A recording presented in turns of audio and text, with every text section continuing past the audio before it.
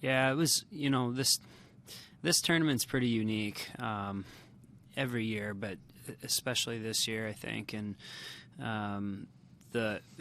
just to give you an idea what type of day these guys go through is, we're out there Thursday and we're testing Thursday and Friday, and then the tournament starts on Saturday, and we're loading the bus at 7 a.m. to get over for testing at 7:30. We have skin checks at 9:45. We weigh in at 10. Wrestling starts at noon, and the last matches are getting done at 11 p.m. I mean, it's a really grueling day. It's a grind. It's mentally, emotionally, and physically exhausting. There's nothing. I don't know what quite to compare it to in athletics. It's a real challenge, and we had some great efforts. We had some good fight. We had some guys certainly with a shot to advance to the national tournament, and so I don't think we came up short, and I don't think it was due to lack of effort or lack of preparation or lack of want. I think we just, in key moments, we didn't execute. And so, you look at, Jordan Will was our highest seed. This is a tournament that he won 2 years ago.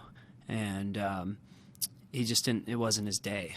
He just, and he had himself in a good position. He was winning in the quarterfinal match. And, if he ends up getting in a scramble and getting pinned, with 20 seconds or something left in the period, and there was a match. I think he'd like to have that moment over again, and I think he comes out on top in that match and has a great shot at making the finals and advancing to the national tournament. So that's one example, and then he didn't bounce back very well in the wrestlebacks, which is not, that's uncommon for him. And you look at Keegan Berry, was in the semifinals and up a point with under 10 seconds left, and ends up kind of giving up a throw to his back on right at the end of the match, basically out of bounds. He'd kill to have that moment back, and it's heartbreaking. It really is. And you got Nathan Baca, was just about picked up a fall in the semifinals in a match that went back and forth, multiple lead changes, and came up a little short. He lost a 1 or 2 point match there, and then lost a 1 or 2 point match in the consolation semifinals. We lost 2 overtime matches in the consolation semifinals, Oscar Nellis and Noe Garcia. I thought both of them had a pretty good tournament, but it just comes down to, those little moments that we sort of came up short in. And, I'm proud of my guys in terms of the effort and, everything that they're trying to really do everything right.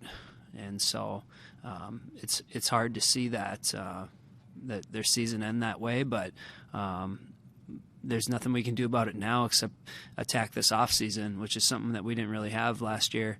And so it was a challenging season, coming in without any open tournaments, without much of an off season, and starting out, when you just get 6 dual meets, and so you're getting ready for one match per week, and all of a sudden you get into this meat grinder of a tournament, and really the cream rises to the top there.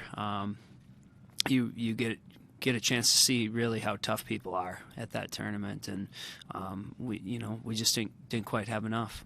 In terms of preparation for the regional, for postseason play, when your region is made up of all NSIC competition, do you think that puts not just your team but any team competing in somewhat of a disadvantage given the strength of the league? Yeah, yes and no.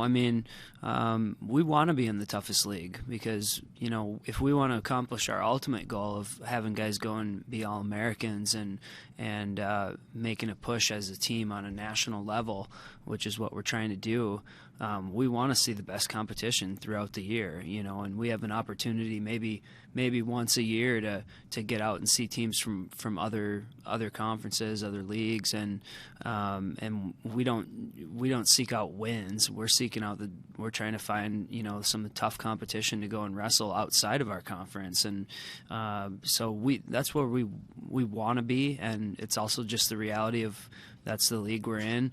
And it's very competitive.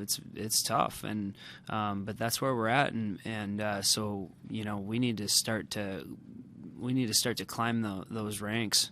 And we had a little bit of a off day, and if you're not wrestling 100% at that region tournament, this is what happens, and you find yourself sitting at home watching the nationals online.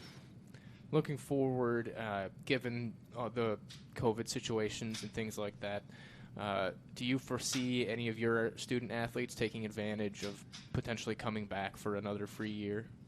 Yeah, I think roughly half of I think we had 9 seniors this year. I think about half of them will be back.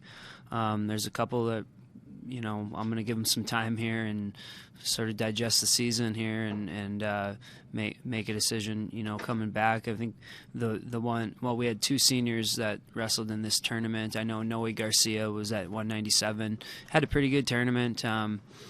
And I think he's got a year of school left, I believe. So I think we're getting him back. The big question out of our starting lineup is Keegan Berry, to be honest. And he's deciding. We're going to give him some time. And but I tell you what, he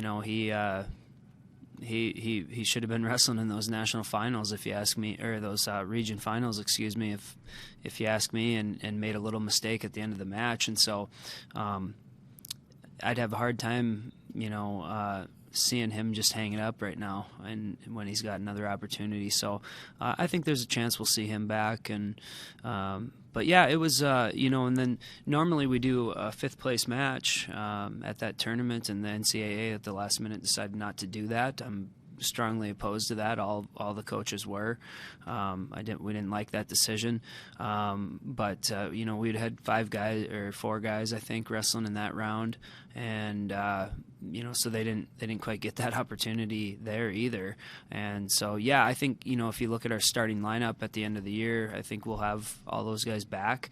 Of course, hopefully we'll have Shotty back and strong and healthy by next year, which that was a tough loss to our lineup this year.